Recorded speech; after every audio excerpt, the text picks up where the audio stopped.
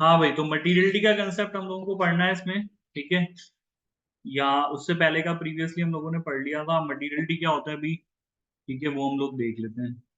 तो वो फिगर्स, ठीक है, जो कि आपके यूजर के डिसीजन मेकिंग के ऊपर इम्पैक्ट डालेंगे, उसको हम लोग मटेरियल कंसीडर करते हैं ना। फिगर से मतलब वो अमाउंट, वो फिगर्स, ठीक है। या फिर अच्छा, द मटेरियलिटी का कंसेप्ट सिर्फ फिगर्स या अमाउंट्स तक रिलेटेड नहीं है, ये डिस्क्लोजर और प्रेजेंटेशन ऑफ इन्फॉर्मेशन पे भी हो सकता है। कोई चीज जो कि बहुत इंपॉर्टेंट है डिसीजन मेकिंग के लिए, जैसे आपने गोइंग कंसर्न के बारे में प्रॉपरली डिस्क्लोज नहीं किया है अगर, ठीक है, तो ये ऐसी इंफॉर्मेशन है जो कि फिगर्स में नहीं है।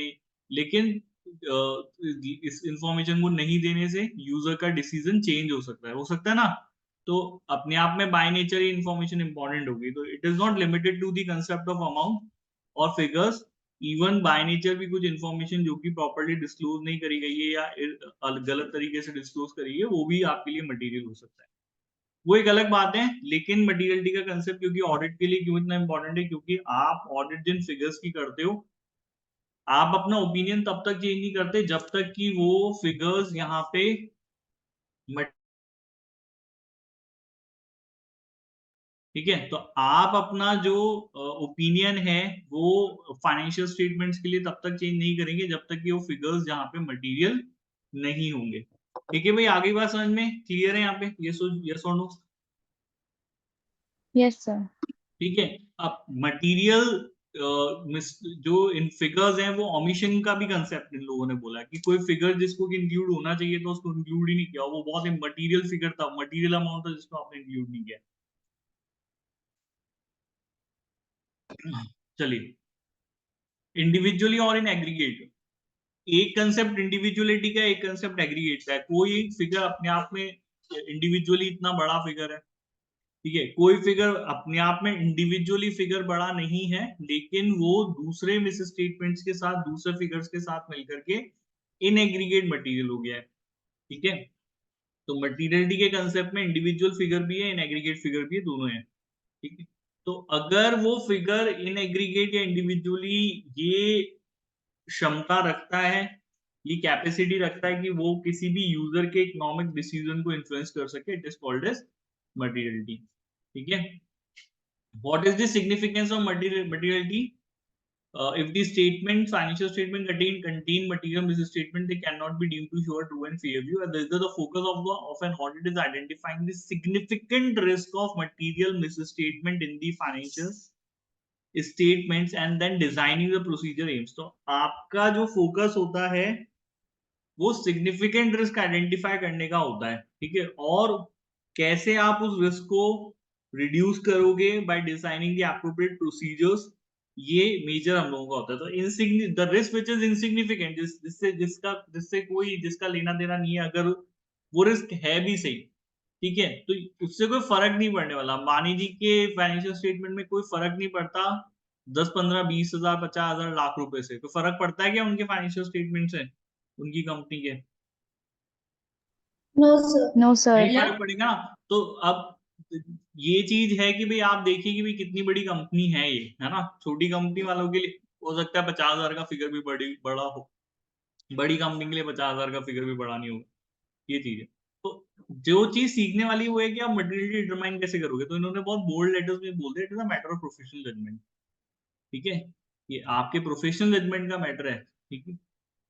ये जब आप डिसाइड करेंगे कि जो क्लाइंट है मेरा, इसके लिए क्या, इस क्लाइंट के फाइनेंशियल स्टेटमेंट में क्या चीज मटेरियल होगी, क्या फिगर्स मटेरियल होंगे, क्या अमाउंट मटेरियल होगा, तो आप यहाँ पर ये कुछ फैक्टर्स कंसीडर करें, ठीक है। ये देखें कि भाई कौन कितना बड़ा अमाउंट, क्या फिगर्स यहाँ पे इकोनॉमिक डिसीजन, मतलब इसके फाइनेंशियल स्टेटमेंट जो लोग देखेंगे उनके लिए क्या, क्या फिगर इंपॉर्टेंट होगा, क्या उनके लिए 1000 रुपए इंपॉर्टेंट है, क्या उनके लिए 10 हजार इंपॉर्टेंट है, क्या उनके लिए 50 हजार इंपॉर्टेंट है, क्या फिगर उन लोगों के लिए इंपॉर्टेंट होगा, क्या फिगर उनके डिसीजंस को इम्पेक्ट करेगा, एक वो आप देख लीजिए, ठीक है। Size and nature of the misstatements देख लीजिए, और यहाँ पे information need of the users as a group. तो जो इस आपकी इंफॉर्मेशन जिन लोगों को चाहिए, फाइनेंशियल स्टेटमेंट जो लोग देखने वाले हैं, उनको किस तरह की जानकारी की जरूरत होती है, ये कुछ फैक्टर्स आपको कंसीडर करने चाहिए। अच्छा, ये तो क्वालिटेटिव नेचर के फैक्टर्स हो गए, ये तो क्वालिटेटिव नेचर के फैक्टर्स हो गए कि भाई मिस स्टेटमेंट क्या इकोनॉमिक डिसीजन को अफेक्ट करेगा, साइज एंड नेचर क्या है, ये तो सब चीजें क्वालिटेटिव हो गई। ये तो सब्जेक्टिव है सब चीजें, है ना भाई, ये तो सब केसेस में अलग अलग हो सकती हैं, यस और नो, सभी क्लाइंट्स के साथ अलग Yes, अलग हो sir. सकती है, तो ये तो सब्जेक्टिव मैटर है।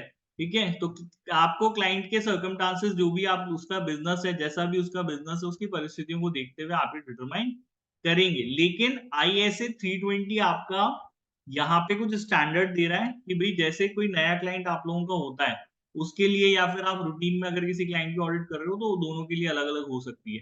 ठीक है, और आपके स्टूडेंट पॉइंट ऑफ व्यू से भी इन लोगों ने बना दिया, तो इसलिए जो इन लोगों ने कुछ बेंचमार्क सेटअप कर दिया, उन्होंने बोला कि कोई भी figure which is equivalent to half और 1% ऑफ द रेवेन्यू, या वो फिगर प्रॉफिट बिफोर टैक्स का 5 से 10% है, या फिर वो टोटल एसेट्स का 1 से 2% के बराबर है। ठीक है, इन बिटवीन है या इसके बीच में, उससे ऊपर है, तो उसको हम लोग क्या कंसीडर करते हैं यहाँ पे, मटेरियल कंसीडर करते हैं। ठीक है भाई, आगे ये पहले भी पढ़ी हुई क्लियर चीजें, ये समझ में आई हुई बात, यस और नो? Yes, sir. ठीक है, ट्यूटोरियल नोट में इन लोगों ने क्लियर कर दिया है कि as from the point of view of exam आपको लोअर एंड लेकर के चलना है। मतलब अगर आपके क्वेश्चन में कोई फिगर दिया हुआ है और वो फिगर रेवेन्यू का ½ % है, या फिर वो फिगर प्रॉफिट बिफोर टैक्स का 5% है, या टोटल एसेट्स का 1% है, तो लोअर एंड पे आपको रहना है। इसको आप लोगों को क्या कंसीडर करना है, इसको आपको मटेरियल कंसीडर करना है। ठीक है, उसके अलावा जब कोई क्लाइंट नया होता है ना, जिसकी हम फर्स्ट टाइम ऑडिट करते हैं, ठीक है, उसके लिए भी हम लोग लोअर एंड पे जाके काम करते हैं। आया समझ में, क्लियर है यहाँ पे, यस और नो ये चीज? Yes, sir. याद है, याद हो गई ये चीज? याद हो गई ये चीज, Yes, रेवेन्यू का sir. 0.5 to 1%, पीबीटी का 5 to 10% और टोटल एसेट्स का 1 से 2% का बराबर का figure, it will be assume to be material. अब कुछ चीजें जो जैसा मैंने बताई, जो फिगर्स नहीं है, जो अमाउंट नहीं है, बाय नेचर इंपॉर्टेंट है, जैसे कि रेगुलेटरी रिक्वायरमेंट्स के साथ कंप्लाइंस करना, उसमें कोई मिस स्टेटमेंट है वो चीज नहीं बताइए। डेप्ट कोवेनेंट्स, कोवेनेंट का मतलब होता है एग्रीमेंट, कंडीशंस, तो उधार लिया गया है, आपने डेप्ट लिया, बैंक से लिया है, जिससे भी लिया है, उस डेप्ट की जो एग्रीमेंट है, उसकी जो शर्तें हैं, कोवेनेंट उन कंडीशंस को बोलते हैं, शर्तों को बोलते हैं, टर्म्स को बोलते हैं, उन कंडीशंस के साथ कंप्लाई नहीं करना, ये भी अपने आप में बहुत बड़ा मिस स्टेटमेंट हो सकता है। ठीक है, it may lead to a major financial burden on the company. जैसे आप इस चीज को सोचो कि अगर आप अपने महीने की किस्तें नहीं चुका रहे हो, तो आपको बैंक वाले बोलेंगे, पूरा लोन रिकॉल कर लेंगे, बोलेंगे पूरा का पूरा पैसा चुकाओ अब तो, आज की डेट में आप अपनी शर्तें, आप अपनी जो है वो इंस्टॉलमेंट पे नहीं करो, यही करेंगे बैंक वाले, यस और नो? Yes, sir. है ना? कोई कुछ कह रहा था? नहीं कह रहा था, अच्छा। तो यही करेंगे बैंक वाले, तो हो सकता है कि बैंक वाले लीगल एक्शन आपके अगेंस्ट में लेकर के आ जाए। ठीक है, कोर्ट चल जाए, रिकवरी सूट फाइल कर दें आपके अगेंस्ट में, या अगर आपकी प्रॉपर्टी मॉर्गेज रखी हुई है बैंक के पास में, तो वो उसको रिकवर करने का काम करेंगे, उस पर कब्जा लेने की कोशिश करेंगे आपसे, उसको ऑप्शन करेंगे, उससे अपना पैसा रिकवर करेंगे, फिर आप बिजनेस कैसे करोगे? तो आप जब अब जो डेप्ट की कंडीशंस होती हैं, तो आपको बहुत सीरियसली उनको कंप्लाई करना पड़ता है, नहीं करोगे तो उसके मेजर कॉन्सिक्वेंसेज हो सकते हैं। समझने वाली बात है ना? समझ रहे हो बात को? तो अगर ये बात आप छुपा रहे हो, इस बात में मिस स्टेटमेंट है, फाइनेंशियल स्टेटमेंट में इसका डिस्क्लोजर होना चाहिए था, प्रॉपर प्रेजेंटेशन हुआ था, which is not has been given, तो ये बाय नेचर अपने आप में चीज मटेरियल हो जाती है। आया समझ में, क्लियर है बेटा यहाँ पे, यस और नो? Yes, sir. ठीक है, इसके अलावा कोई एडजस्टमेंट है वो फिगर के हिसाब से हो सकता है, बहुत छोटा है, 1 रुपए का भी एडजस्टमेंट करने से अगर वो आपके प्रॉफिट लॉस में कन्वर्ट हो जाते हैं, तो वो अमाउंट इंडिविजुअली या एग्रीगेट मटेरियल नहीं है, लेकिन उससे जो इम्पैक्ट आ रहा है वो मटेरियल इम्पैक्ट आ रहा है, मटेरियल इम्पैक्ट आ रहा है ना, आपके प्रॉफिट्स अगर लॉस में कन्वर्ट हो गए तो, यस और no? It will going to change the Yes, position sir. Of the company in the matter of profit and loss, तो वो अपने आप में बाय नेचर मटेरियल चीज है। नेट एसेट्स की पोजीशन नेट लायबिलिटी में कन्वर्ट हो जाए अगर किसी चीज से, ट्रांजेक्शन्स विद डायरेक्टर्स के साथ जो ट्रांजेक्शन्स हुए हैं, चाहे वो छोटे हैं चाहे वो बड़े हैं, बताना जरूरी है आपको। ठीक है, पॉसिबल फ्यूचर क्लेम्स कोई आपके अगेंस्ट में हो सकता है, भविष्य में कोई फ्यूचर लीगल क्लेम्स की आपको लग रहा है गोइंग कंसर्न के इशू हो गए, ये सारे इंफॉर्मेशन जो है वो आपको प्योरली नैरेटिव नेचर की हो सकती है, लेकिन फिर भी ये आपके डिसीजन मेकिंग को यूजर के इन्फ्लुएंस कर सकती है, that's why it is to be considered important. आ गया भाई समझ में, क्लियर है यहाँ तक, यस और नो?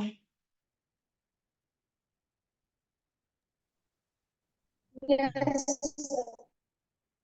एक ही बच्चा बोल रहा है, जूही महवेश समझ में नहीं आया क्या?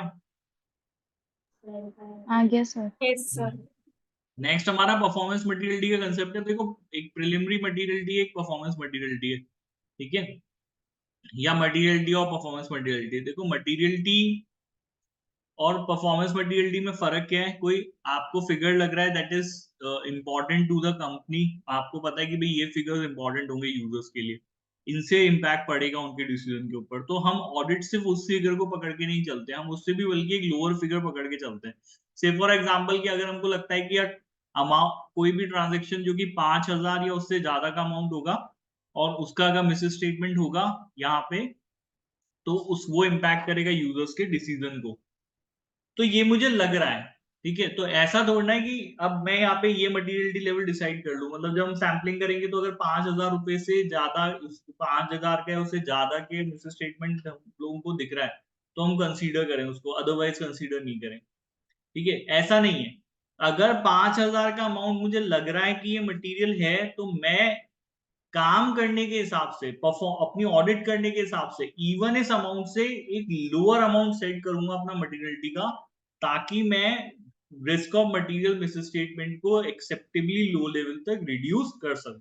तो ऐसा नहीं 5,000 है तो फिर 5,000 ही लेके चलेंगे, फिर हम उसको और नीचे लेकर के जाएंगे, हम 4,000 के ट्रांजेक्शन को ही, हम 4,000 के अमाउंट को ही, 4,000 के मटेरियल मिस स्टेटमेंट को ही मटेरियल कंसीडर कर लेंगे, उसको परफॉर्मेंस मटेरियलिटी कह देते हैं। आया समझ में, क्लियर है यहाँ पे, यस और नो?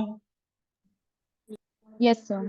ठीक है, क्योंकि इन्होंने एक बात बताई कि कई बार होता है कि कोई गलती अपने आप में इंडिविजुअली मटेरियल नहीं होती, वो इन एग्रीगेट हो सकता है, वो दूसरी गलतियों के दूसरे मिड स्टेटमेंट के साथ मिलकर के इट विल बिकम मटेरियल। तो इस वजह से आपको हमेशा जो भी मटेरियल अमाउंट है उससे एक लोअर लेवल पे मटेरियलिटी सेट करके रखनी चाहिए। तो ISA 320 यहाँ पे परफॉर्मेंस मटेरियलिटी का कंसेप्ट बताता है, ये कहता है कि वो अमाउंट जो कि auditor less than materiality set करता है for the financial statement as a whole to reduce to an appropriate low level the probability that the aggregate of uncorrected and undetected misstatement exceed materiality for the financial statement as a whole। तो auditor वो materiality का level जो as a financial statement as a whole, मतलब कि 5,000 का transaction individually गलत हो material है, लेकिन एज अ होल 5,000 का ट्रांजेक्शन मटेरियल नहीं है, इवन 4,000 का ट्रांजेक्शन या 3,000 का ट्रांजेक्शन भी एज अ होल मटेरियल मैं कंसीडर करूंगा। आ रहा है समझ में, क्लियर है यहाँ पे, यस और no? Yes sir. Yes sir. ठीक है, तो वो अमाउंट जो कि आप एज अ मटेरियलिटी लेवल से कम सेट करके रखते हो, ठीक है, उसको हम लोग यहाँ पे परफॉर्मेंस मटेरियलिटी कहते हैं। तो ISA 320 कह रहा है, 320 कह रहा है the auditor set performance materiality at a value lower than the overall materiality and uses this lower threshold when designing and performing the audit procedure। तो जब आप ऑडिट करते हो तो इस लेवल को आप लोग यहाँ पर यूज में लेते हैं, ना कि मटीरियलिटी के लेवल को यूज में लेते हैं, परफॉर्मेंस मटीरियलिटी को। इससे ऑडिटर का रिस्क जो है वो कम हो जाता है। The auditor that fail to identify misstatement that are material when added together। तो अगर छोटी छोटी गलतियों को वो बाद में ऐड करेगा, और हो सकता है कि वो अगर परफॉर्मेंस मटेरियलिटी अलग लेकर के नहीं चलता तो इन सारी गलतियों को आइडेंटिफाई नहीं करता जो बाद में होकर के बड़ी हो सकती हैं। तो इस वजह से इस रिस्क को रिड्यूस करने के लिए वो यहाँ पे लोअर लेवल सेट करके काम करेगा। आ गया भाई समझ में, क्लियर है यहाँ पे, यस और नो? आया ना? Yes yes sir. Now they are risk assessment procedures, ये ज्यादा समझाने की जरूरत नहीं, you know what is inquiry. आप इंक्वायरी करते हो, आप अपने क्लाइंट से पूछते हो बहुत सारी चीजों के बारे में, रिलेवेंट इन्फॉर्मेशन मांगते हो, ठीक है। एनालिटिकल प्रोसीजर्स के बारे में आप लोगों ने पढ़ा, ऑब्जर्वेशन भी होता है, इंस्पेक्शन होता है, ठीक है। लेटर ऑन एनालिटिकल प्रोसीजर के बारे में भी इन्होंने जैसे आगे पढ़ाया तो हम देख लेंगे। कोई ऐसी टर्म नहीं है ना जो हमने नहीं पढ़ी है, समझ में आती है वो सब चीजें, एनालिटिकल प्रोसीजर क्या है, इंस्पेक्शन क्या है, इंक्वायरी क्या है, आया ना? Yes sir. Yes sir. Next हमारा अंडरस्टैंडिंग द एंटिटी। अब देखो रिस्क असेसमेंट जो है वो हमारा कैसे होता है, उस रिस्क असेसमेंट में आपको समझना पड़ता है आपके क्लाइंट को, कि एंटिटी को मतलब क्या है, क्या आपका क्लाइंट बिजनेस क्या है, उसकी किस तरीके का फ्रेमवर्क है उसके बिजनेस का, कैसा एनवायरनमेंट है उसका, उनके ऊपर किस तरीके का applicable financial reporting framework apply होता है और क्या उनके सिस्टम्स ऑफ इंटर, आपको इस पूरी चीज की अंडरस्टैंडिंग लेनी होती है। ठीक है, तो जैसे आप एंटिटी एनवायरनमेंट समझोगे तो क्या क्या चीजें उसके अंदर आ गई। एक तो ऑर्गेनाइजेशन स्ट्रक्चर आ गया आपका, जितना ज्यादा कॉम्प्लेक्स स्ट्रक्चर होगा रिस्क ऑफ मटेरियल मिसस्टेटमेंट की चांसेस भी उतने ज्यादा होंगे। एक आपको ओनरशिप एंड गवर्नेंस समझनी है। ठीक है, ओनरशिप मतलब क्या, कौन लोग मेजर शेयर होल्डर्स हैं उनकी कंपनी के, कैसा ओनरशिप का स्ट्रक्चर है। एंड गवर्नेंस, कैसे गवर्न वो लोग कर रहे हैं, बोर्ड में कैसे हैं, उनके नीचे क्या क्या कमिटीज बनी हुई है, तो वो गवर्नेंस आपको समझना पड़ेगा। ठीक है, ओनर्स के बीच में, मैनेजमेंट के बीच में और टीसीडब्ल्यूजी के बीच में कोई डिस्टिंक्शन प्रैक्टिकली है भी या नहीं है, वो चीज आप समझिए। बिजनेस मॉडल आपको उनका समझना है। ठीक है, और कितना ज्यादा आईटी इंटीग्रेशन उन्होंने अपने बिजनेस मॉडल में कर रखा है। ठीक है, including consideration of whether the entity has multiple legacy IT systems which are not well integrated and therefore increase the risk of material misstatement। तो कई बार आपके क्लाइंट का बिजनेस इतना ज्यादा कॉम्प्लिकेटेड हो सकता है कि वो अलग अलग कामों के लिए अलग अलग आईटी सिस्टम्स का उपयोग लेते हैं, यूज लेते हैं। जैसे कि से फॉर एग्जांपल कि आपकी कंपनी है, आपकी कंपनी की वेबसाइट है, उस पर आपको ऑर्डर आते हैं। ठीक है, अभी ऑर्डर आपको आता है, फिर उस ऑर्डर को आप एक अलग सिस्टम से प्रोसेस करते हैं, मतलब एक अलग दूसरा आईटी सिस्टम है जिसमें उस ऑर्डर को हम लोग मैन्युअली देखते हैं, फिर उस ऑर्डर को प्रोसेस करने के लिए डालते हैं कि भाई ये ऑर्डर आया हुआ है, इसको पैक करो, पूरा अलग होता है, फिर उसकी अकाउंटिंग एक पूरी अलग सिस्टम से होती है। ठीक है, तो ये सब अलग अलग सिस्टम बने हुए हैं आपके, तो ये सब अलग अलग अगर आईटी सिस्टम बने हुए हैं तो रिस्क ऑफ मटेरियल स्टेटमेंट बढ़ जाएगा ना, ये इंटीग्रेटेड नहीं है। इंटीग्रेशन होता है तो यहाँ पे गलतियों के चांसेस कम हो जाते हैं, जब इंटीग्रेशन नहीं होता है तो गलतियों के चांसेस ज्यादा रहते हैं। होता है नहीं होता ऐसा? Yes, sir. है ना, इंटीग्रेशन होना बहुत जरूरी है। जैसे इंडिया में हमारे गवर्नमेंट डिपार्टमेंट के बीच में इंटीग्रेशन नहीं है, कोऑर्डिनेशन भी नहीं है, सड़क बनाएंगे फिर खोद देंगे, ऐसा होता है इंडिया के अंदर, है ना? Yes. तो क्यों होता है, उसका रीजन ये है कि आपस में कोऑर्डिनेशन नहीं है, इंटीग्रेशन नहीं है। ठीक है, अगर आपकी प्लानिंग जो है आप साथ बैठ के करोगे बिटवीन डिफरेंट डिपार्टमेंट्स, आगे के फ्यूचर प्लान्स अगर आप डिस्कस करेंगे कि हाँ भाई हम लोग शहर के लिए क्या प्लानिंग कर रहे हैं, क्या नए प्रोजेक्ट्स हम लोग लेकर के आ सकते हैं, तो जब इस तरीके से डिपार्टमेंट का इंटीग्रेशन वो लोग करेंगे तो वो काम जो है वो अच्छे से होगा। लेकिन नहीं, ऐसा है नहीं, अलग सब सब अलग अलग डिपार्टमेंट से सब अपना अलग अलग काम करते हैं, सबकी अलग अलग प्लानिंग होती है। तो सब डिपार्टमेंट को लगा सड़क बनानी है, बना दी, फिर पाइपलाइन वालों को लगा कि नहीं हमें तो पाइपलाइन डालनी है, वो सड़क खोल दी, तो ये प्रॉब्लम होती है। आया समझ में, क्लियर है यहाँ पे, यस और नो? Yes, sir. तो इसी तरीके से बिजनेस में भी अलग अलग जो आपकी प्रोसेसेस है, सेल है, परचेज है, अकाउंटिंग है, उसके लिए हो सकता है कि अलग अलग सिस्टम्स आप लोग आईटी के फॉलो करते हो, तो उससे रिस्क बढ़ जाएगा। तो आपको ये समझना पड़ेगा कि मेरा क्लाइंट किस तरह के आईटी सिस्टम को यूज में ले रहा है, और क्या वो लोग multiple legacy IT systems use करते हैं या इंटीग्रेटेड है, क्या है, और वेदर द आईटी सिस्टम या फिर इसको आउटसोर्स कर रखा है। इंडस्ट्री किस तरह का इंडस्ट्री में काम कर रहे हैं, उनकी रेगुलेटरी बॉडी कौन सी है, एक्सटर्नल फैक्टर्स कौन से जो उनको अफेक्ट करते हैं, एंटिटी की फाइनल परफॉर्मेंस का मेजरमेंट कैसे वो लोग करते हैं, इंटरनली कैसे होता है, एक्सटर्नली कैसे होता है, ये आप समझिए। एप्लीकेबल फाइनेंशियल रिपोर्टिंग फ्रेमवर्क आप समझिए।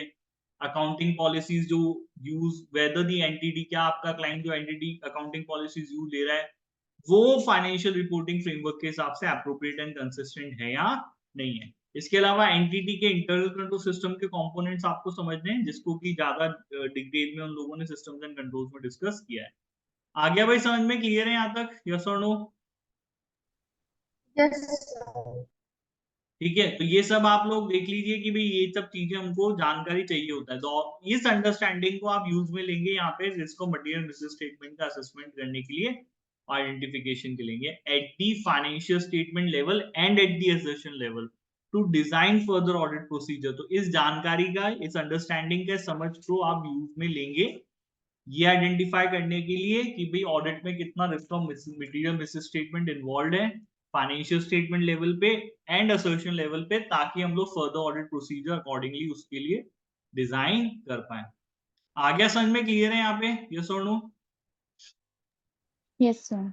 तो व्हाट इज एनालिटिकल प्रोसीजर? जब आप दो चीजों के बीच के रिलेशनशिप को यूज में लेते हैं आइडेंटिफिकेशन करने के लिए, फ्लक्चुएशंस को, इनकंसिस्टेंसी को या रिलेशनशिप को, तो उसको हम लोग यहाँ पे क्या कहते हैं, एनालिटिकल प्रोसीजर कहते हैं। सिंपल सी दो चीजों के बीच का कंपैरिजन है, वो फाइनेंशियल नॉन फाइनेंशियल डेटा हो सकता है ना, और उनके रिलेशनशिप को से आप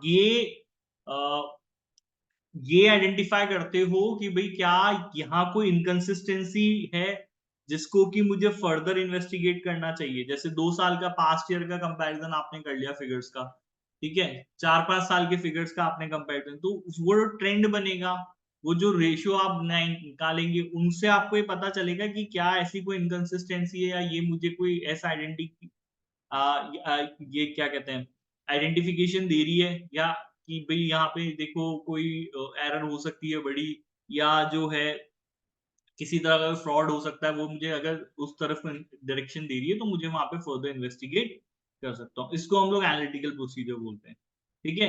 रिस्क असेसमेंट के टाइम पे एनालिटिकल प्रोसीजर यूज किया जाता है, ठीक है। ये आपको मदद करता है अनयूजुअल ट्रांजेक्शन आइडेंटिफाई करने में, या कोई अनयूजुअल अमाउंट है, रेशियोज हैं, ट्रेंड्स हैं, तो ये आपको वो आइडेंटिफाई करने में मदद करेगा। आपको material misstatement due to fraud अगर है वो आइडेंटिफाई करने में मदद करेगा, ठीक है।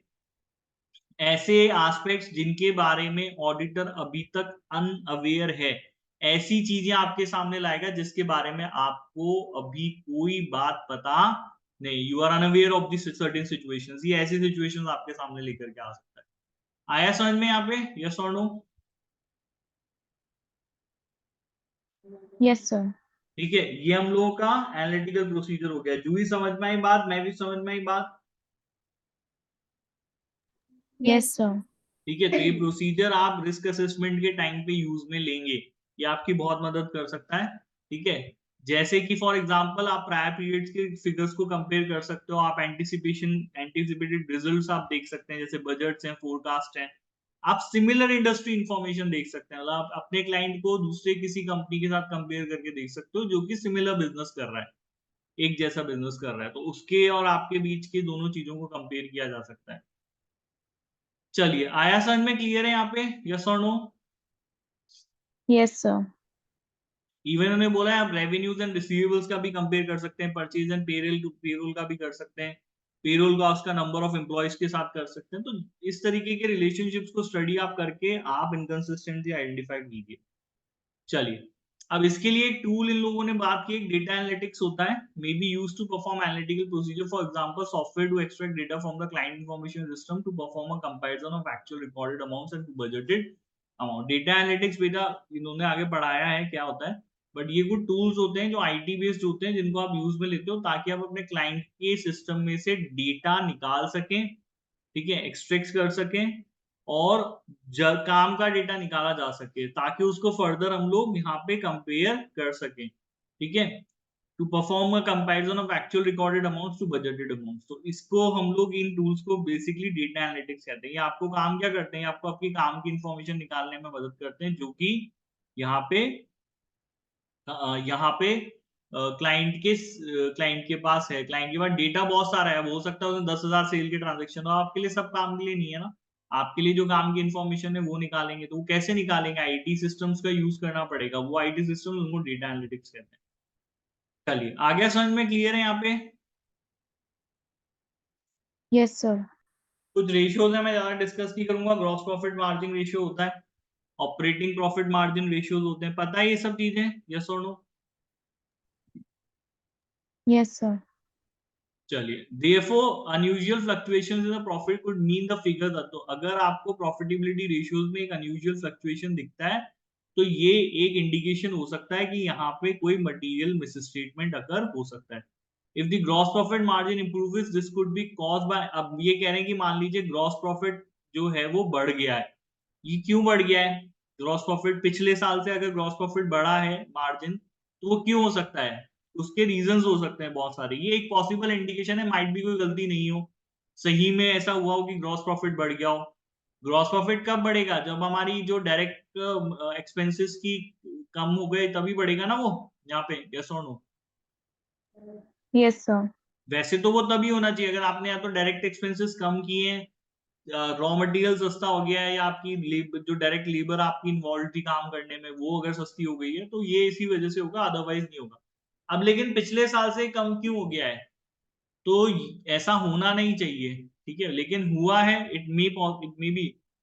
तो ये कहते हैं कि हो सकता है कि overstated revenue because of inappropriate revenue recognisation of cut off issues, हो सकता है कि ये ओवरस्टेटेड है क्योंकि आपने रेवेन्यू रिकॉग्नाइजेशन अप्रोप्रिएटली नहीं किया है, कट ऑफ इश्यू। हो सकता है आपने पिछले साल, अगले साल, नेक्स्ट ईयर का रेवेन्यू इसी साल रिकॉग्नाइज कर लिया हो, ये भी गलती हो सकती है, हाँ या ना, यस और नो। Yes, sir. आपके रेवेन्यू स्टेटमेंट में सेल हुई 100 रुपए की, अगले साल की 20 रुपए की सेल थी, वो आपने इसी साल रिकॉर्ड कर लिए, तो इस वजह से आपका ग्रॉस प्रॉफिट मार्जिन सुधरा हुआ दिख रहा है ना, ये हो गया। Understated cost of sales because of incomplete recording of purchase, आपकी कॉस्ट ऑफ सेल्स कम हो गई, परचेज जितनी रिकॉर्ड करनी चाहिए थी करी नहीं, 100 रुपए परचेज थी 80 करी, तो ये भी एक रीजन है कि ग्रॉस प्रॉफिट मार्जिन आपको बेटर दिख रहा है, हो सकता है, यस और नो, हो सकता है ना, हाँ या ना, यस और no. Yes, sir. Understated cost of sales because of over valuation of closing inventory, ये आप कह रहे हैं कि इवन कॉस्ट ऑफ सेल्स आपकी अंडररेटेड है क्योंकि आपने क्लोजिंग इन्वेंट्री का ओवर वैल्यूएशन कर लिया है। जितनी ज्यादा क्लोजिंग इन्वेंट्री होगी, हमारा प्रॉफिट ज्यादा दिखेगा कम दिखेगा क्लोजिंग इन्वेंट्री की वजह से, ये बताओ।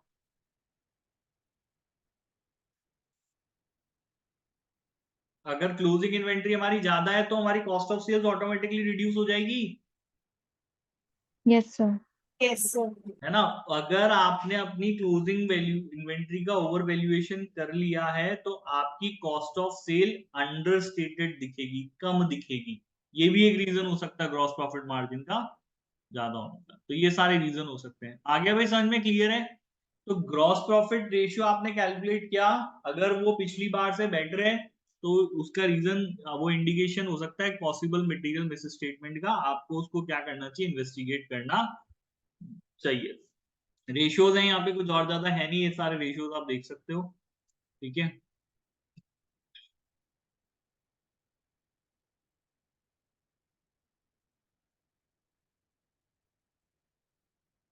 अब ऑडिट ये ज्यादा इंपॉर्टेंट है क्योंकि देखो अब ये जो हमारे 3-4 चैप्टर है ना, इसमें ऑडिट रिस्क आइडेंटिफिकेशन और एक्सप्लेनेशन को लेकर के यहाँ पे आपको ध्यान देना पड़ेगा, ये क्वेश्चन आपका आएगा, ठीक है। ये आपका सब्जेक्टिव वाले जो लॉन्ग आंसर क्वेश्चन होंगे ना, ये उसमें आपका आएगा। तो ये इसलिए हम लोगों को फोकस करना है क्योंकि आपके पास क्वेश्चन होगा जिसमें हमको ऑडिट रिस्क आइडेंटिफाई करना है, ठीक है, और ऑडिट रिस्क आइडेंटिफाई करना है, बिजनेस रिस्क आइडेंटिफाई नहीं करना। तो से फॉर एग्जांपल, जैसे इन्होंने यहाँ पे एग्जांपल दिया, जैसे आपके क्लाइंट के customers they are struggling to pay their debt, now what is the business risk. अब इसमें ऑडिट रिस्क क्या है और आपको जो है वो बिजनेस रिस्क है। ऑडिट रिस्क का हमेशा आपका वो होता है, वो फाइनेंशियल स्टेटमेंट से रिलेटेड होता है, वो फाइनेंशियल स्टेटमेंट से रिलेटेड होता है, यस और नो, कि भाई फाइनेंशियल स्टेटमेंट तो कहीं इसकी वजह से फाइनेंशियल स्टेटमेंट्स पे क्या इंपैक्ट आना चाहिए और फाइनेंशियल स्टेटमेंट जो गलत तो नहीं बता रहे हैं, ये आपको देखना पड़ेगा, ठीक है। ये ऑडिट रिस्क है। आ रही मेरी बात समझ में, हाँ या ना, यस और नो। ये बहुत अच्छे से समझ लो, वो मैं अच्छे से डिस्कशन करूंगा 10-15 मिनट लेकर, क्योंकि ये हमारे क्वेश्चन हम लोगों को सॉल्व करने हैं। तो आपके सामने सिचुएशन इन लोगों ने यहाँ पे रखी है कि customers are struggling to pay there dates. तो कस्टमर, आपके क्लाइंट की कस्टमर स्ट्रगल कर रहे हैं। अब आपको इसमें रिस्क आइडेंटिफाई करना है कि सर ऑडिट रिस्क क्या है, ऐसी क्या वजह है कि मेरा ओपिनियन इनअप्रोप्रिएट हो सकता है, यहाँ पे मटेरियल मिस स्टेटमेंट क्या हो सकता है, ये आपको आइडेंटिफाई करना है। तो अगर कस्टमर स्ट्रगल कर रहे हैं तो आप बोलोगे सर बिजनेस में अगर पैसा नहीं आएगा तो बिजनेस हमारा बंद हो सकता है, हम लोग बिजनेस नहीं कर पाएंगे, ये लेकिन ऑडिट के पॉइंट ऑफ व्यू से सही मेरा अप्रोच नहीं है। क्यों? क्योंकि मुझे बिजनेस बंद हो नहीं हो उससे मेरे को कोई लेना देना नहीं है। मेरे सामने तो फाइनेंशियल स्टेटमेंट में मुझे बताना है कि वो ट्रू एंड फेयर व्यू का रिप्रेजेंटेशन, मुझे सिर्फ इतना ही बताना है आज की डेट में, Yes. ठीक है। इवन बिजनेस बंद हो रहा है, उन्होंने बोला है कि हम लोगों का तो बिजनेस बंद होने वाला है, तो मैं तो कहूंगा कि भाई financial statement true and fair है, खुद ही कह रहे हैं कि बिजनेस बंद होने वाला है। आप, मेरा मेरा काम ये देखना नहीं है कि आप अपने बिजनेस को किस तरीके से चला रहे हो, ठीक है। मेरा काम ये है कि आप अपने जो कुछ भी कर रहे हैं वो फेयरली और ट्रूली आपने अपने फाइनेंशियल स्टेटमेंट्स में वो चीज रिप्रेजेंट होनी चाहिए। तो अब जैसे इन्होंने बताया कि इसमें ऑडिट रिस्क क्या है, इसमें ऑडिट रिस्क ये हो सकता है कि अगर मेरे क्लाइंट के कस्टमर स्ट्रगल कर रहे हैं तो क्या इसने जो पैसा बेड डेब्ट आज की डेट में हो जाना चाहिए था उसने उसको राइट ऑफ किया है नहीं किया, यही है हमारे लिए, क्योंकि अगर उसको राइट ऑफ नहीं किया गया है तो रिसीवेबल्स ओवरस्टेटेड होंगे। ये आपके लिए ऑडिटर्स की इम्प्लीकेशन है। आया समझ में? यस और नो?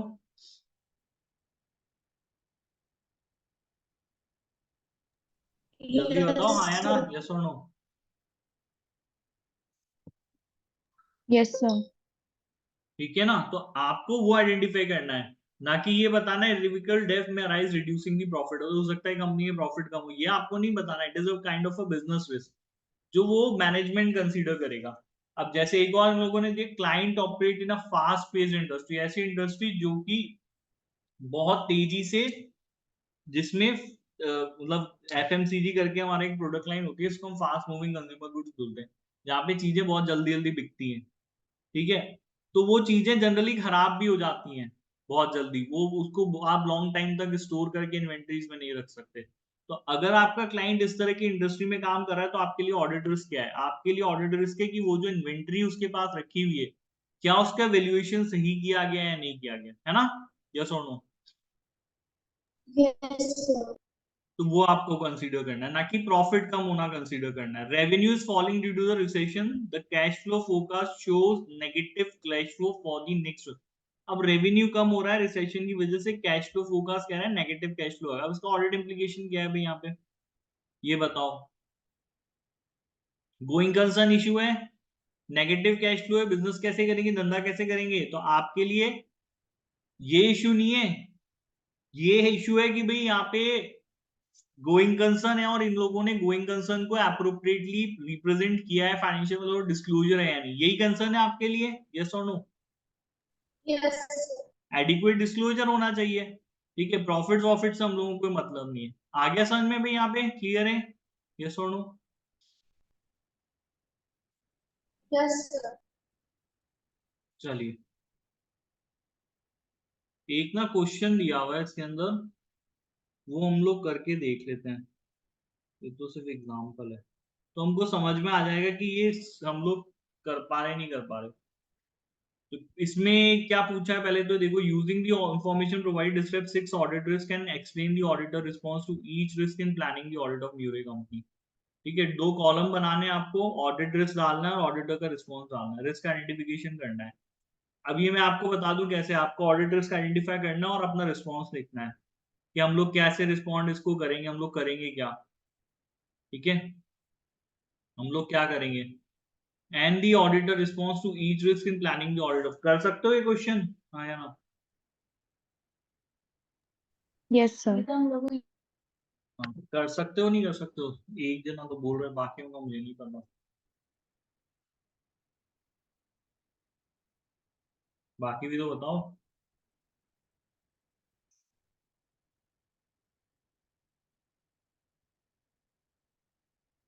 जल्दी बताओ भाई, क्या हो गया? सर ये वाला आप करवा दो। मैं कर रहा हूँ। Yes, sir. यस सर, एक करवा दो।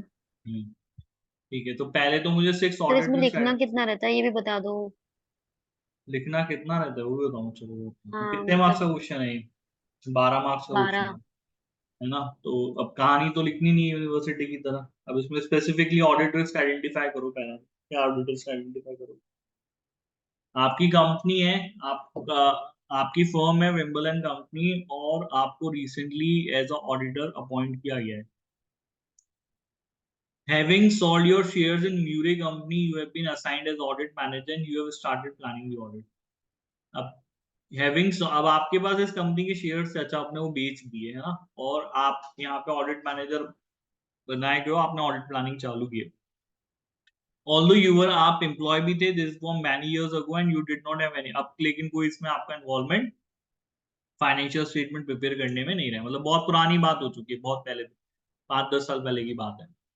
You have held a meeting, अब क्लाइंट के साथ आप मिले और आपने ये देखा कि म्यूरे कंपनी स्पोर्ट्स मैन्युफैक्चरिंग का काम करती है, ज्यादातर इक्विपमेंट जैसे कि टेनिस रैकेट बनाना, हॉकी स्टिक बनाना, गोल्स, ये सब चीजों बनाती है। Take less than 1 day to manufacture, एक दिन से भी कम समय लगता है इनको बनाने में।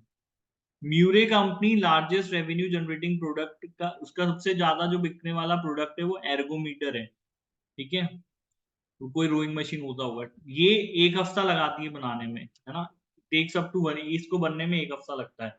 म्यूरे company refurbished the assembly line for ergometers during the year, ठीक है, इन्होंने अपनी असेंबली लाइन को रिफर्बिश किया है। रिफर्बिश मतलब क्या होता है, जो चीज पुरानी हो जाती है उसको हम लोग ठीक ठाक करा देते हैं, उसको सही करा देते हैं, तो उसको रिफर्बिश बोलते हैं, यही होता है। ये सुनो, yes sir.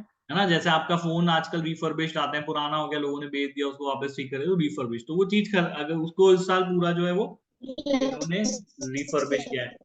Murray company uses a third-party warehouse provided to store the manufactured ergometers and approximately 1/4 of the other equipment. अच्छा, ये third party ware house use करती है, वहां पर ये लोग अपना ये एर्गोमीटर जो मैन्युफैक्चर करते हैं वो रखते हैं, और इसके अलावा दूसरे जो इक्विपमेंट है उसमें से 1/4 मतलब कि 1/4 दूसरी जो इक्विपमेंट्स है वो वहां पर रखे जाते हैं। Historically Murray company has only sold to retailers, पहले वो सिर्फ रिटेलर्स को बेचते थे, अब पहली बार उन लोगों ने सीधा कंज्यूमर्स के साथ डायरेक्टली डील करना चालू किया है, एक नई वेबसाइट के थ्रू।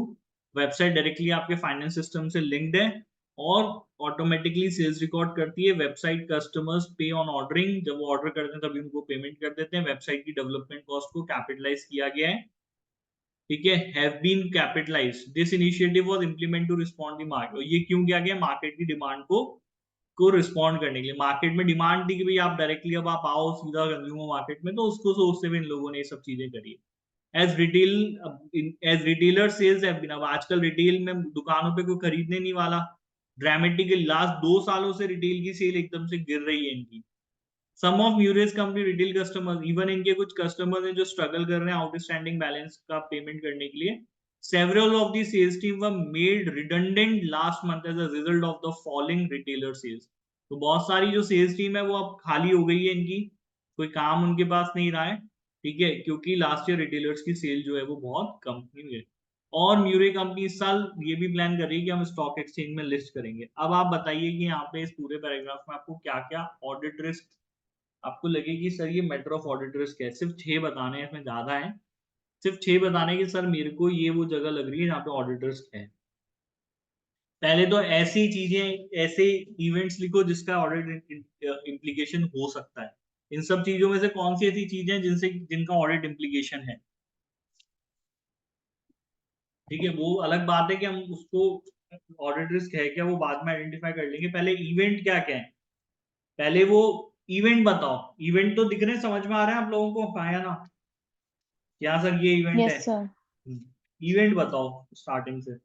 सबसे पहले तो इवेंट आइडेंटिफिकेशन होगा बेटा, उसके बाद ही कोई चीज होगी, ठीक है, सबसे पहले इवेंट हम लोग आइडेंटिफाई करेंगे। चलिए शुरू से वापस से देख लें क्या क्या इवेंट आइडेंटिफाइड होते हैं इसके अंदर। Your firm member recently accepted appointment as auditor, तो मतलब आज से पहले आप इसका अपॉइंटमेंट नहीं कर रहे थे, it is your first time appointment, ये आपका नया क्लाइंट है, यस सर। ठीक है, ये आपका नया क्लाइंट है ना, it is your new client. तो आपको पहले तो लिखो कि इवेंट क्या है। इवेंट आप ऐसे लिखेंगे कि म्यूरे कंपनी इज न्यू क्लाइंट, ये आपने लिख दिया, ठीक है। अब इसका ऑडिट रिस्क बताओ कि कोई हमारा नया क्लाइंट होता है तो उससे हमारे को ऑडिट रिस्क क्या हो सकता है, मतलब सिर्फ नए क्लाइंट होने की वजह से ऐसा क्या हो सकता है कि हम इसके लिए एक इनएप्रोप्रिएट ओपिनियन दें, सिर्फ नया क्लाइंट होने की वजह से।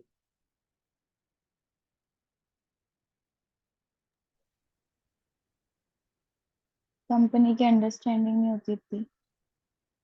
हाँ, वो तो तुम लोगों ने कर रखे हैं क्वेश्चन, ठीक है। म्यूरे कंपनी आपका नया क्लाइंट है तो ऑफकोर्स सी बात है कि सबसे ज्यादा रिस्क जो है वो हमको लैक ऑफ अंडरस्टैंडिंग है। आप इस कंपनी के बारे में नहीं जानते हो, नहीं जानते ना, अगर आपने पहले ऑडिट करी होती तो आप इस कंपनी के बारे में जानते होते। लेकिन सबसे बड़ा ऑडिट रिस्क ये है कि हम इस कंपनी के बारे में नहीं जानते हैं और जिसकी वजह से हम लोग एक गलत ओपिनियन दे सकते हैं। सबसे पहली चीज लैक ऑफ अंडरस्टैंडिंग है बेटा, यहाँ पे अगर कोई क्लाइंट आपके लिए नया है तो उसमें उसकी ऑडिट करने में सबसे बड़ा रिस्क जो है वो ये है कि उसके बारे में आप आपकी समझ बहुत कम है, आपकी अंडरस्टैंडिंग जो है वो बेयर मिनिमम है। ठीक है, आया समझ में? क्लियर है? यस और नो? आया समझ में? यस आया ना? सर। तो ऑडिट रिस्पॉन्स क्या होगा? मैं अगर किसी नए क्लाइंट की ऑडिट कर रहा हूँ और उसमें मुझे ये ऑडिट रिस्क दिया था कि भैया इसमें सबसे बड़ा ऑडिट करने में रिस्क है कि इसके बारे में मुझे कुछ भी नहीं पता, तो might be I am land into a wrong page और रॉन्ग ओपिनियन, तो मैं इस रिस्क को रिड्यूस करना चाहता हूँ। What will be the appropriate response? क्या करोगे? काम ज्यादा करोगे सर? काम ज्यादा करेंगे हम लोग यहाँ पे, ज्यादा करेंगे ना? हाँ या ना? Yes sir. कम करोगे? ज्यादा करोगे? कम करोगे काम? ये बताओ। ज्यादा काम करेंगे। तो हम लोग ज्यादा काम करेंगे sir, more time and resources will be given in understanding the entity. तो आप अपना बहुत टाइम जो है वो ज्यादा देंगे, अपने रिसोर्सेज ज्यादा देंगे, जिससे कि आप एंटिटी को समझ सके। आ गया समझ में? क्लियर है यहाँ तक ये चीज? ये ऑडिट रिस्पॉन्स हो गया अप्रोप्रिएटली। हाँ सर, ये ऑडिट हमारा रिस्पॉन्स हो गया, ये करेंगे हम लोग। आया समझ में कैसे आंसर लिखना है यहाँ पे? यस और नो? Yes sir. ठीक है, सेकंड पैराग्राफ में ऐसा कोई बात इन्होंने बोली नहीं है, इन्होंने बोला कि आप पहले कंपनी में काम करते थे लेकिन उसको तो बहुत समय हो चुका है, वो सब चीजें छोड़ो। अब हम लोग थर्ड पैराग्राफ पे आ जाते हैं। अभी कह रहे हैं कि भाई इसमें हम लोग क्या बनाते हैं क्या नहीं बनाते हैं, वो सब चीजें। एक ये सब आइटम्स हम लोग बनाते हैं। ये लार्जेस्ट रेवेन्यू जनरेटिंग प्रोडक्ट है हमारा एर्गोमीटर, 1 हफ्ता लगता है इसको बनने में। कंपनी ने अभी अपनी एर्गोमीटर की जो वो है उसको रिफर्बिश भी किया है। Company third party warehouse पे अपना जो है वो स्टॉक रखती है। क्या ये सबसे पहले इवेंट आइडेंटिफाई करो, क्या इसका ऑडिट इम्प्लीकेशन हो सकता है? थर्ड पार्टी वेयर हाउस पे रिकॉर्ड करना at third party warehouse, ये हो सकता है। आपका क्लाइंट अपने गुड्स वो अपने पास नहीं रखता है, वो किसी थर्ड पार्टी साइट पे रखता है।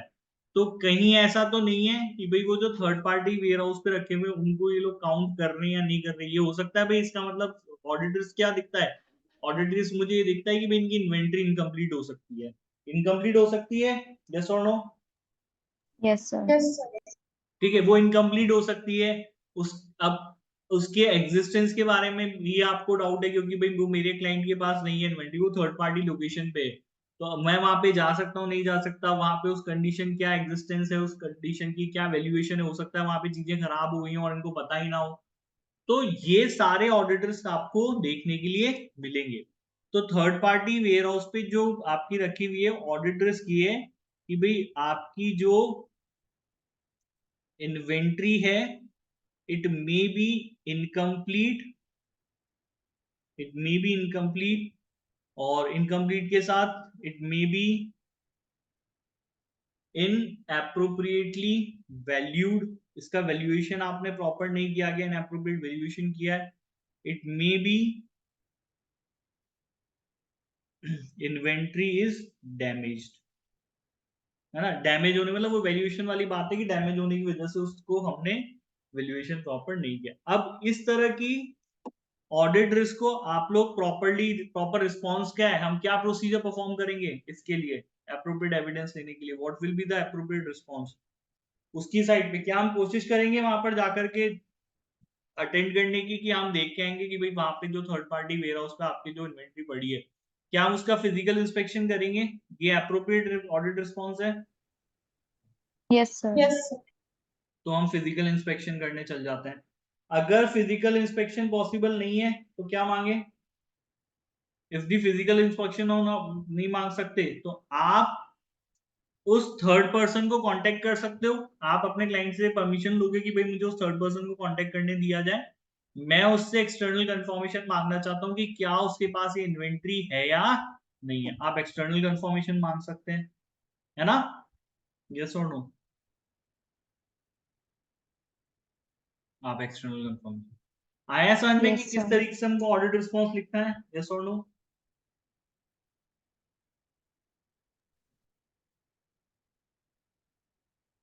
आ गया समझ में? आया ना? यस और नो? Yes, sir.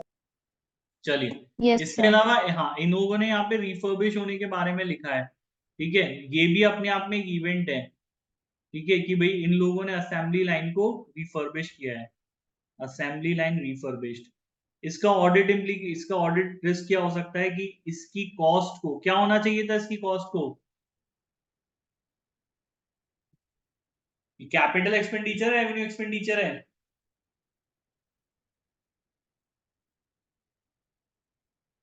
अगर असेंबली लाइन का रिफर्बिश किया है, आपने रिफर्बिश कराया है, तो उसको मैं रेवेन्यू, ये क्या छोटे मोटे एक्सपेंस है, बड़ा एक्सपेंडिचर है?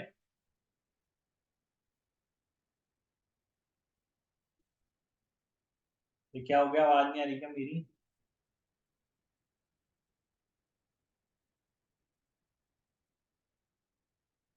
Sir capital expenditure.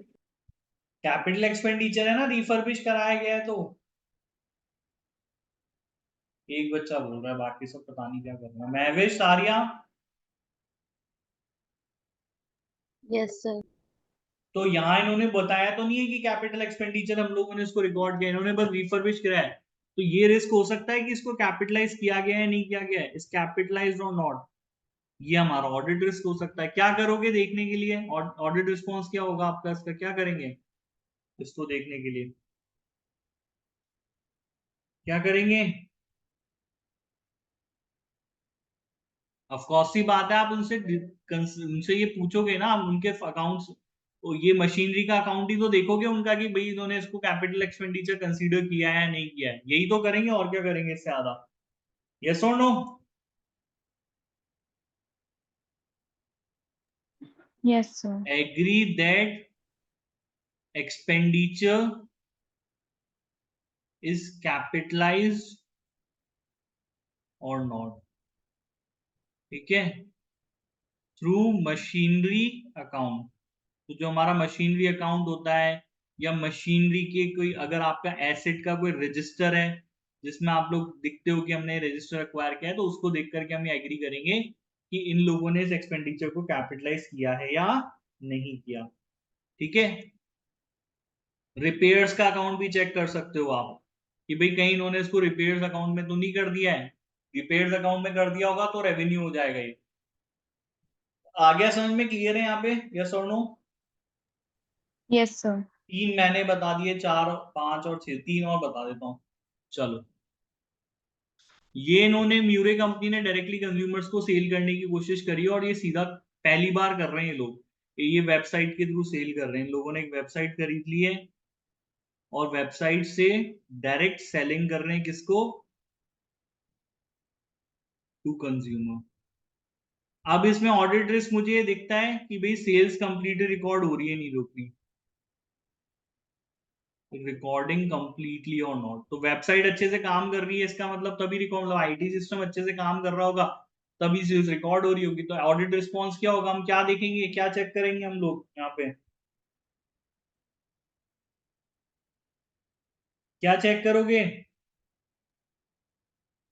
Transaction record हो रहा है. हाँ, हम लोग ये चेक करेंगे बेसिकली, क्योंकि अभी आईटी सिस्टम में कुछ फिजिकल नहीं है, तो हम यहाँ पे सैंपल ट्रांजेक्शन्स करके देख सकते हैं, हम यहाँ पे सैंपल ट्रांजेक्शन्स करके देख सकते हैं to confirm if the website is linked to finance system is working or not। तो हम कुछ सैंपल ट्रांजेक्शन्स पास करके देख सकते हैं, हम इस पे अप्लाई कंट्रोल्स टेस्ट करके देख सकते हैं कि वो कंट्रोल्स अपना काम प्रॉपर्ली कर रहे हैं नहीं कर रहे, ये सब चीजें कि भाई यही करके देखो ना, हम लोग सैंपल ट्रांजेक्शन्स करके देख लेते हैं, हम लोग डेमो ट्रांजेक्शन्स हम लोग कर लेते हैं कि भाई हमको ये पता चले क्या,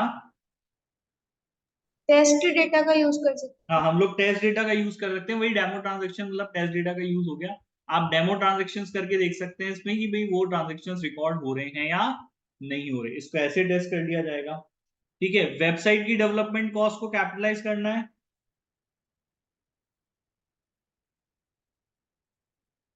होना चाहिए कैपिटलाइजेशन, होना चाहिए नहीं होना चाहिए, ये सुनो, हैं। Yes sir. ठीक है, उसको कैपिटलाइजेशन ही किया है ना यहाँ पे, ये सुनो,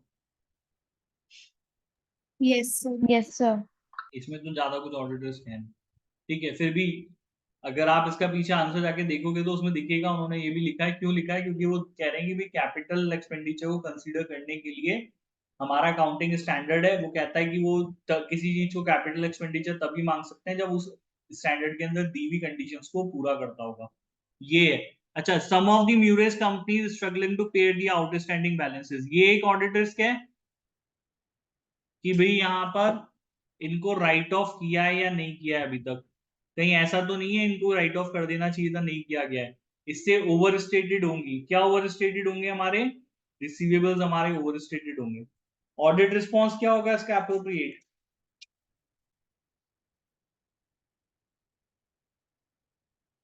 Review the financial statement. Audit response क्या होगा? हम लोगों का क्या करेंगे देखने के लिए कि भाई कहीं रिसीवर्स ओवरस्टेटेड तो नहीं है। हम यहाँ पर देखेंगे कि इन लोगों का क्रेडिट पीरियड कितना रहता है, कितने टाइम तक ये लोग क्रेडिट पीरियड देखते हैं। उसके बाद इन लोगों ने इसको प्रॉपर कम्युनिकेशन, आप देख सकते हो, कम्युनिकेशन देख सकते हैं हम लोग उसके कि भाई आपके कस्टमर्स के साथ आपके क्या कम्युनिकेशन चल रहे हैं, क्या वो पैसा देने के लिए तैयार है, आपको नहीं है, ये सब चीजें देख सकते हैं हम लोग। Yes, sir. Yes sir. ठीक है, हाँ। एजिंग देख सकते हैं, अलाउंसेस देख सकते हैं, ठीक है। इवन एक्सटर्नल कंफर्मेशंस मांग सकते हैं, पर एक्सटर्नल कंफर्मेशन से वो एडमिट तो कर लेगा, लेकिन आपको ये पता नहीं चलेगा वो आपका पैसा देगा या नहीं देगा। ठीक है, तो ये सब काम आप करके देख सकते हो कि भाई इन लोगों ने कहीं अपने जिन रिसीवेबल्स को राइट ऑफ कर देना चाहिए था उनको राइट ऑफ किया है या नहीं किया। आ गया भाई समझ में? क्लियर है यहाँ पे? यस और नो? Yes sir. और क्या है इसके अंदर?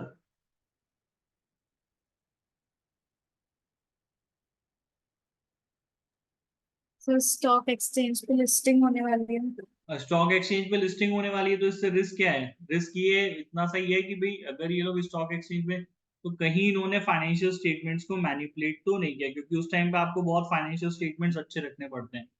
ठीक है, तो आपको ये देखना पड़ेगा, प्रोसीजर्स परफॉर्म करने पड़ेंगे कि भाई इन्होंने जो भी अकाउंटिंग एस्टिमेट्स ये लोग ले रहे हैं, ठीक है, जो भी जजमेंट्स ये लोग ले रहे हैं, जो भी एस्टिमेशन ये लोग ले रहे हैं, जो भी पॉलिसीज ये लोग फॉलो कर रहे हैं अकाउंटिंग की, ठीक है, वो रीजनेबल है।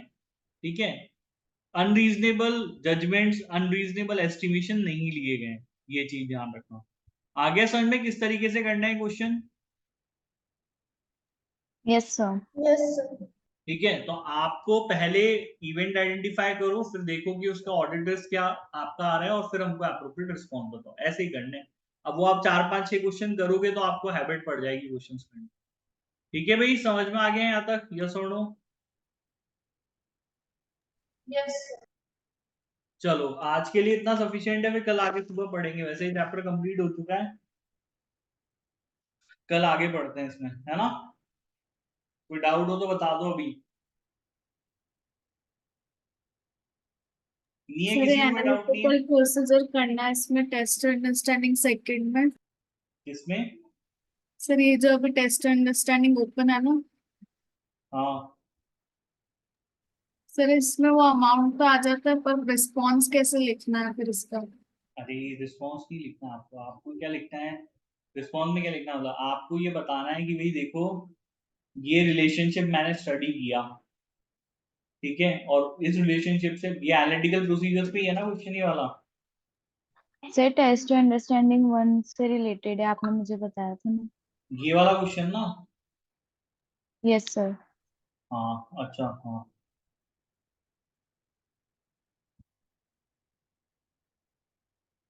एक सेकंड।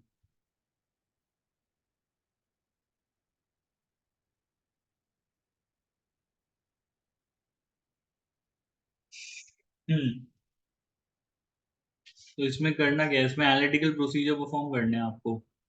ठीक है, अब ये उन्होंने केस के ऊपर दिया, उससे करते हुए दिया है हमको।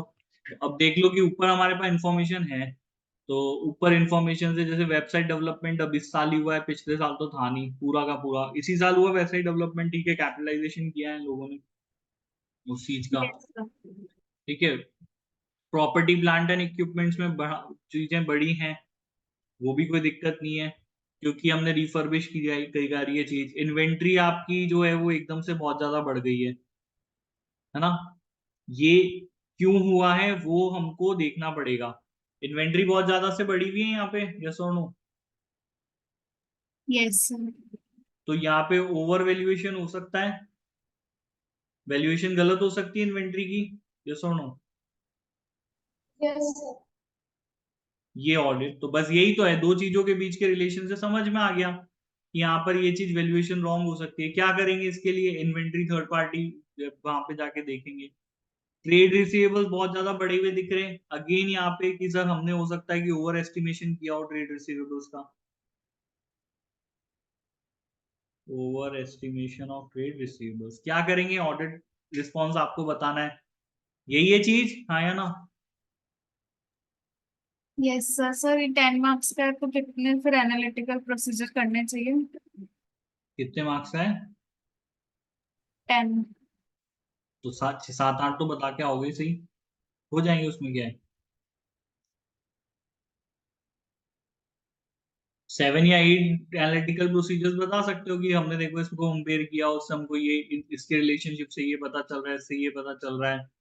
और इसके अलावा हमने ये वाला तो मैंने आपको बता ही दिया था, प्रॉफिट, इसमें हम लोग रेशियोज निकाल सकते हैं अलग अलग। ग्रॉस प्रॉफिट रेशियो हो गया, आपका नेट प्रॉफिट रेशियो हो गया, ऑपरेटिंग प्रॉफिट रेशियो हो गया, प्रॉफिट बिफोर टैक्स है, इन सब चीजों का कंपैरिजन किया।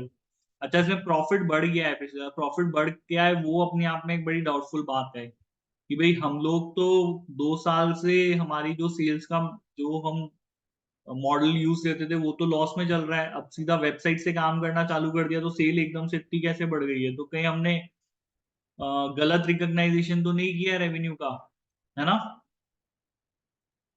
Yes sir. Profit for the period इतना बढ़ा हुआ है हम लोगों का, तो वो चीज देखने वाली है। ठीक है, कॉस्ट ऑफ सेल्स आपकी ठीक है, ज्यादा कुछ फर्क नहीं है रेवेन्यू में और कॉस्ट ऑफ, लेकिन ऑपरेटिंग एक्सपेंसेस में भी कोई फर्क नहीं आया। ठीक है, ऑपरेटिंग एक्सपेंसेस में कोई फर्क ही नहीं आया है, ये कह रहे हैं यहाँ पर, है ना? देयर इज नो डिफरेंस, पिछले साल और इस साल के ऑपरेटिंग एक्सपेंसेस बराबर हैं। तो क्या ये इंडिकेशन है कि इस साल हम कुछ ऑपरेटिंग एक्सपेंसेस आइडेंटिफाई करने में फेल हो गए, हमने गलत कुछ एक्सपेंसेस थे जिनको ऑपरेटिंग एक्सपेंसेस आइडेंटिफाई किया जाना? ये रिस्क है, ऑडिट रिस्क है यहाँ पे, यस सर। यस।